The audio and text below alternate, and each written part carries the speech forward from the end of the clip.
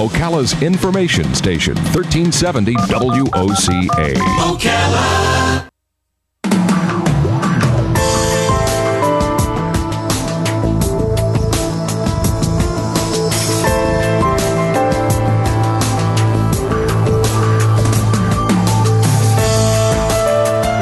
All right, 25 minutes before 10 o'clock. Thank you for tuning in. You know, I write songs. I've been writing songs since I was like 15 years old. Yep. And now I'm 61 years old. And so now when I submit songs to, and I had a good track record for a while there. I had publishers and producers that I worked with. But now when I send songs, I get this remark. I get, it sounds a little bit dated. It sounds, I don't hear it myself. You know, it's kind of weird, but I have to take their word for it. So my music doesn't sound current. It sounds old. And I'm thinking, I bet that doesn't happen for a writer or an artist like a painter. I bet you, the older they get, the better they get. You would think that would happen with everything, right? Yeah, exactly. But not with songwriting. Well, you know what? Not with commercial songwriting, because if you're trying to write something that will sell, you have to be up with the times when it comes to music. You know, I wonder if that's true for writing. I'm gonna ask that question and some more. James Alden is on the phone. He's an award-winning author. He's been on this show before.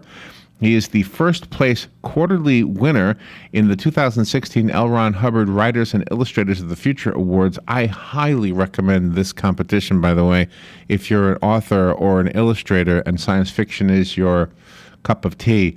I mean, this is an unbelievably helpful competition to be a part of, simply because A, if you win, I mean, it'll catapult your career, but B, even if you don't win, you get some really useful critical information, feedback about your own writing that'll, help you adjust and become a better writer. The winning short story from James Alden is The Sun Falls Apart.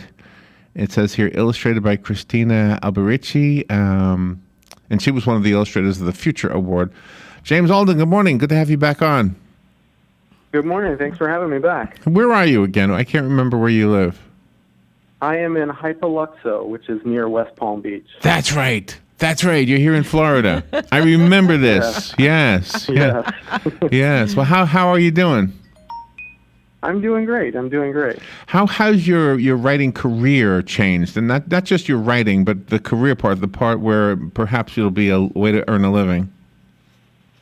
Well, obviously stuff like this, getting press attention is really cool, and nothing like that ever happened before this contest. Oh, interesting, yeah. And also, something like this just really energizes me as a writer, and I just feel really motivated to keep this momentum going. I think that's where the biggest plus for me is, as far as my career is. I just feel this wave of momentum that I'm going to try to ride and keep going and hopefully springboard into success. But the contest has a lot of prestige among the genre. So it does. When I go to conferences and things like that, I notice now that some people, their ears perk up when I tell them I've won the contest. I bet. Oh, wow, that's cool. Things like that. That's cool. So did you go through the period where you sent in something and it didn't win? And of course, that would, that's, oh man, you get that pit in your stomach. But you had, maybe a letter or maybe a phone call from somebody who said, here's some helpful information. Did you get that? Did you go through that? I didn't really go through that process with this contest, because I had only entered the contest once before. And it was when I was still very young in the craft, and I got a well-deserved rejection. But I have had that experience submitting to markets and things like that, which is just, one of the things you do when you're trying to make it is you submit to a lot of different magazines and things like that, and you kind of get used to rejection. Yeah. And if you're lucky, you'll get feedback from editors, and I've had that experience before. But I know a lot of people enter this contest. I'm not necessarily typical, having only entered it twice. Right. There are a lot of people who enter many times, and they do get a lot of great feedback. If you get an honorable mention in the contest, the coordinating judge, Dave Farland, actually gives your story a critique, and he'll tell you why he thinks you didn't make it to finalist or higher. So that's very valuable for people who want to make entering this contest a a way to improve their craft and get better. Yeah.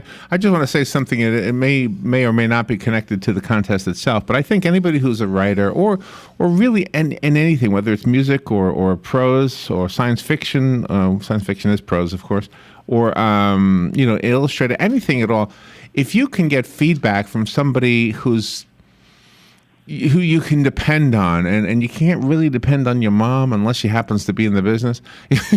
In my case, my mom always gave me great feedback, and my father kind of didn't. So, I had it balanced. So I was always trying to please my dad.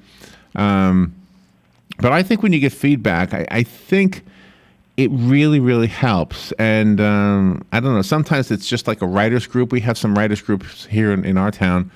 Just people who get together, maybe 10 or 12 people. They meet at the library or whatever, and they read out their own stories. And I don't know. Just constructive criticism really does help a lot, even though any criticism at all is always a painful thing. Don't you agree? Mm-hmm.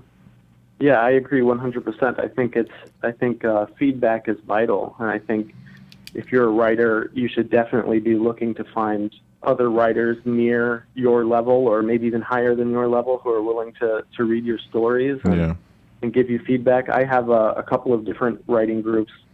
I attended Odyssey Writing Workshop a few years ago, and all of my classmates from the workshop, we all still stay in touch and send each other stories and give each other feedback.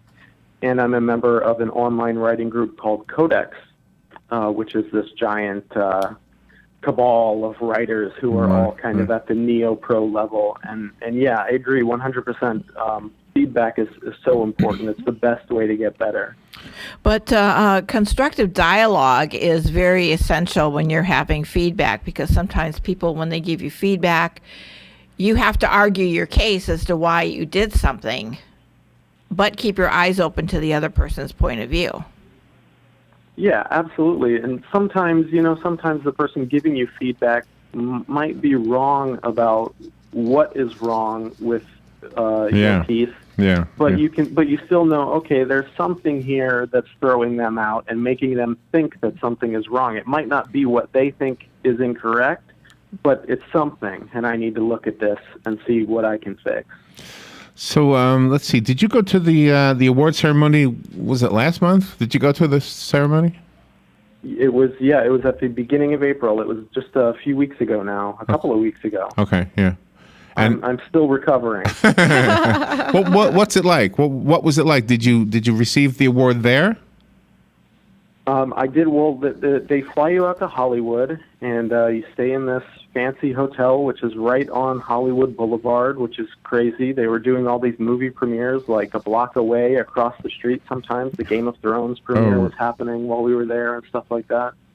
And then you have this week-long workshop where you just sit in this room and listen to all of these like legends of science fiction tell you how to write. People like Orson Scott Card and Larry Niven and Kevin J. Anderson and Nancy Kress and Mike Resnick, and the workshop is led by Dave Farland and Tim Powers, who are also two great authors. And they just bombard you with information, and then at the end of the week they have the big gala, which is this crazy experience that I will probably never have again in my career, because it doesn't really exist anywhere else. They sit you in this theater and put the spotlight on you, and it's like the Oscars or something. They call you up and you accept your trophy and you give a speech, and it was amazing. They did this aerialist vignette based on my story where this guy was hanging from a silk rope and interpreting my story with all this crazy lighting. It was crazy.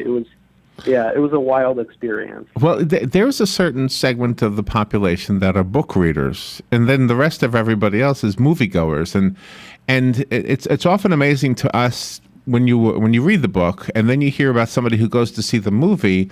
It almost seems like, really? That was 2 years ago, wasn't it? Well, 2 years ago was the book, not the movie. Right. Mm-hmm. And so book readers are always the first to kind of latch on to something. I mean, Harry Potter is a perfect example of this. Those young kids were reading those books way before there was a movie. In fact, the movie came out probably because of the fact that the book was so popular.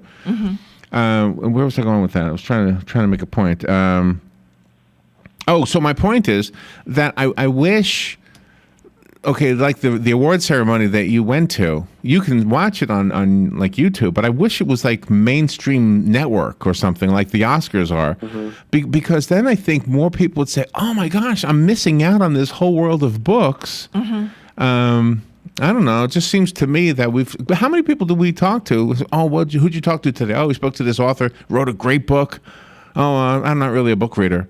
Well, you're missing out on some, but you're going to see the movie when it comes out in 4 years, right? Exactly. Yeah, I don't know. It's kind of crazy.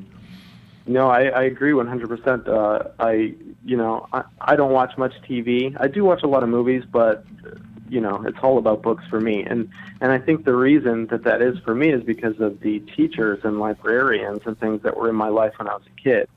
So I think that's where it starts. I think it starts when you're a child, and so I think we need to support all of the teachers and librarians and such out there who are putting books in the hands of kids and making readers out of them at a young age. Yeah, absolutely. Because if it wasn't for that, I wouldn't be a reader and I wouldn't be a writer. Yeah. And you are also an historian. You have collected some pretty cool artifacts, and you also appreciate the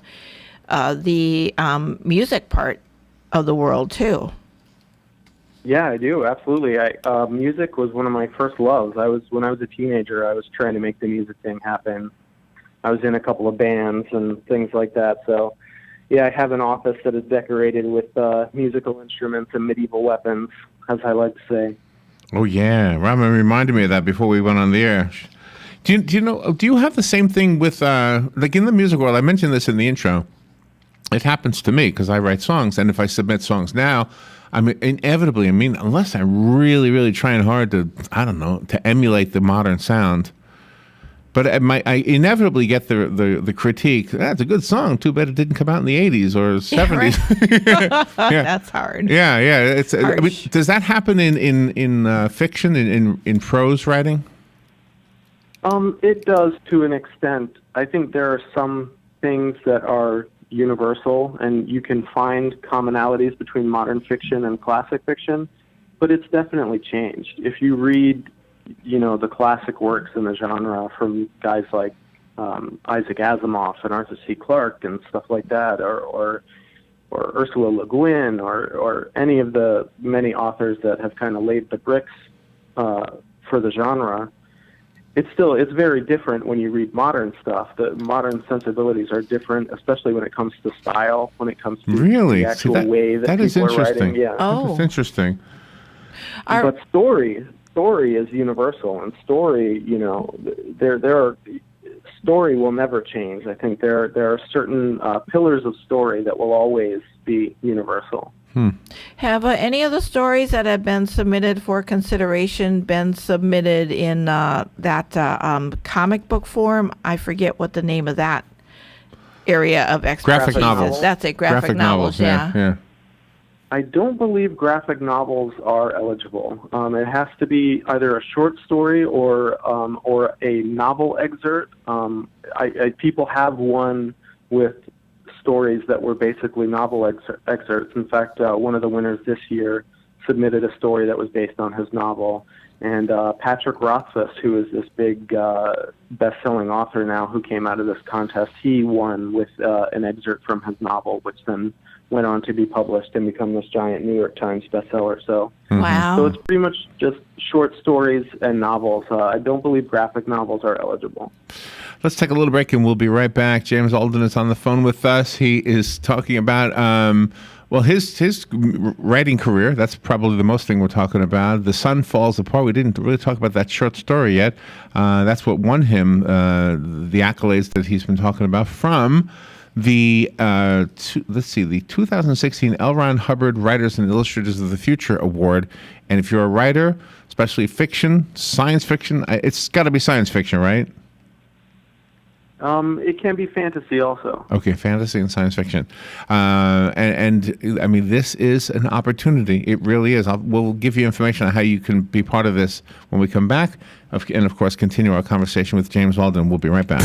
The weather is brought to you by myfwc.com. Safe boating is no accident. A good deal of sunshine on this Wednesday with a high of 83 near the coast, 89 inland, and mainly clear winds tonight. Low 64 inland, 70 on the coast. Thursday will be partly sunny and quite warm. There can be a shower or thunderstorm popping up in the afternoon with a high of 86 at the coast, 92 inland. For Friday, sunshine, some clouds, and quite warm, high 85 at the coast, 92 inland.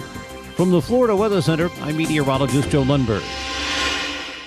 Hey, Matt, I know Sunrise Automotive does auto stuff, but I need some tires for my truck. Can you recommend someone? Yes, I can. We do that. No, I mean, I need them installed and balanced and all that. Yep, we do that. Well, my son needed his windows tinted. Yep, we do that. I need my too. seat replaced. Yep, we do that too. I need a new roof line, and a new spoiler, and a new Yep, trunk. we can even do that too. Okay, I get it. I suppose you can also do a radio show, too. Well, as a matter of fact, join me, Matt Gibbs from Sunrise Automotive, every Tuesday at 10 for auto repair with personal care right here on The Source.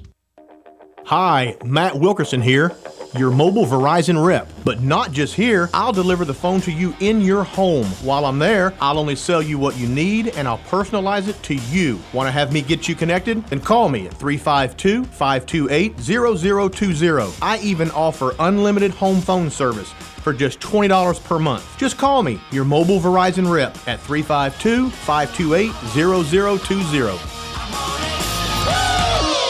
All right. James Alden is on the phone. A lot of the things that we have right now were science fiction just a few years ago. I mean, just flying across the ocean was just flying itself was science fiction, right? Flying to the moon, flying to outer space, right? Colonizing Mars. Oh, we haven't done that yet, have we? No. But Robin was handing me, James, she handed me this piece of information. Ms.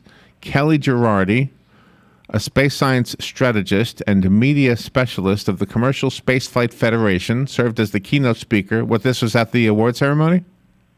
Yes, she was the keynote speaker for the gala. She was one of 100 people globally currently being considered for space settlement to live on Mars. I would say, don't do it.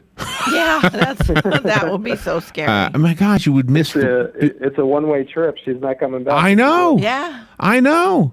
And they gave her a flag with a chip in it with all of the works. Let's see, the L. Ron Hubbard Presents Right into the Future. So it's got all of the stories and illustrations from the latest 32nd edition of the book so that she can live on Mars, and the flag will have the beginnings of a library on Mars. Send the flag. Stay here. That's what I say. That's right. Do you know how much she's going to miss? Oh, my gosh.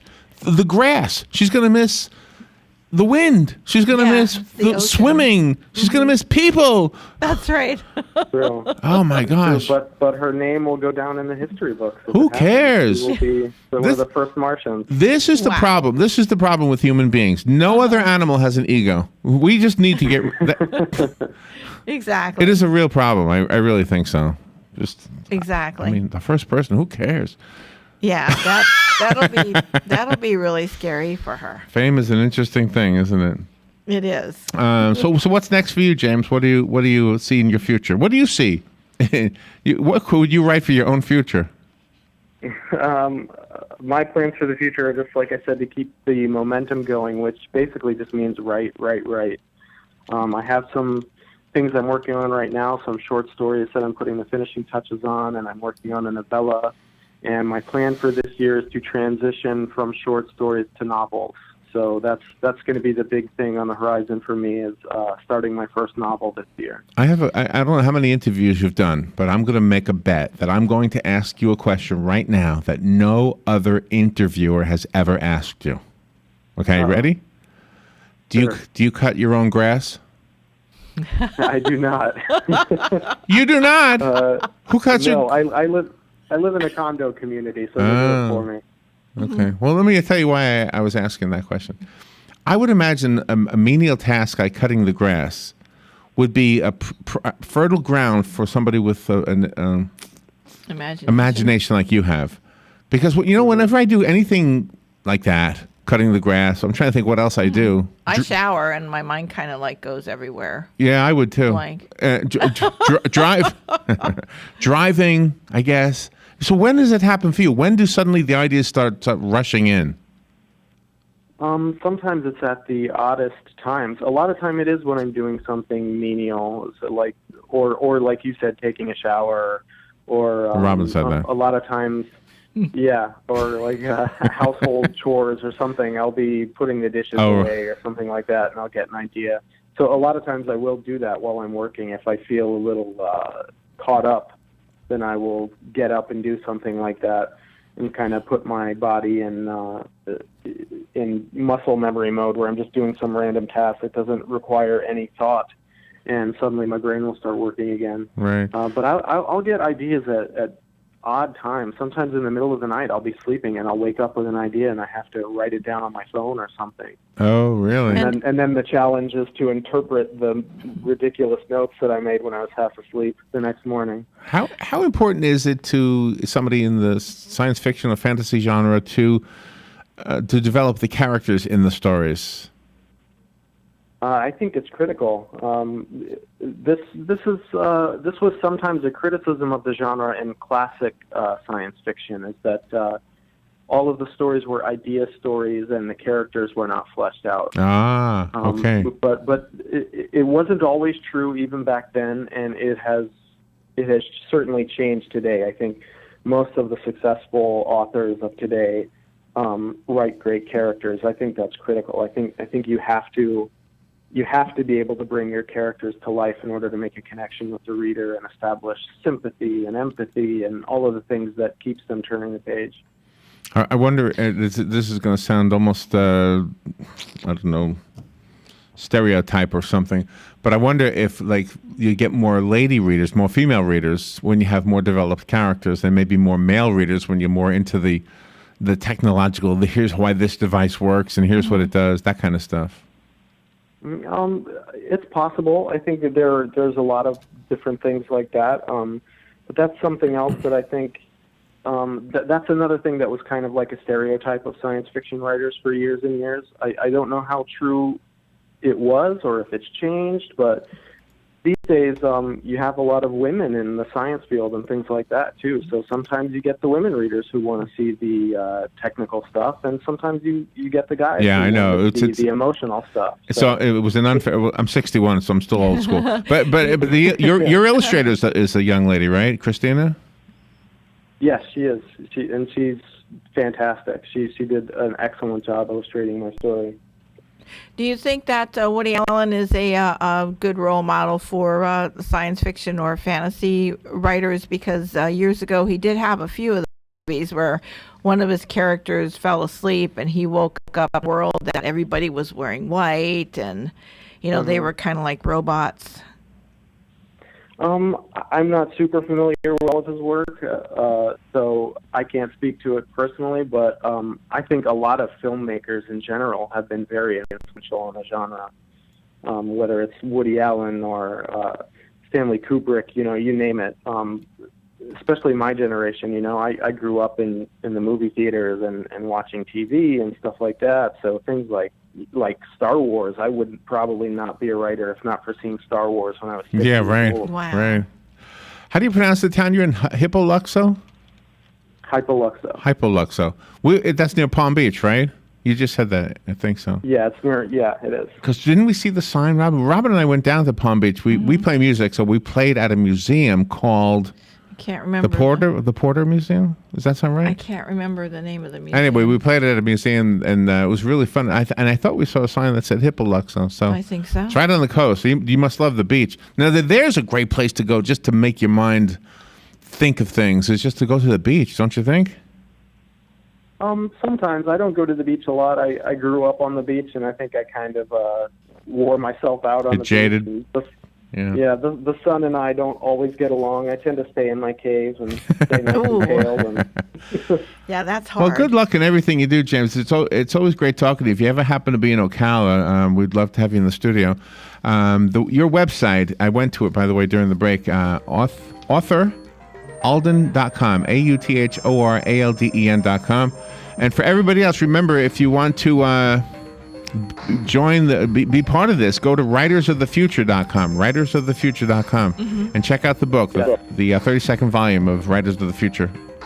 And if you'd like to buy the book, there's a website that actually one of the winners, two of the winners created, and it's WOTF32.com, and it has links to all of the various stores where you can pick up the book. And it has descriptions of the story and things like that. Oh, I'm so glad you got that in there. All right, nice. we do have to take a break and move on. This is WOCA Ocala.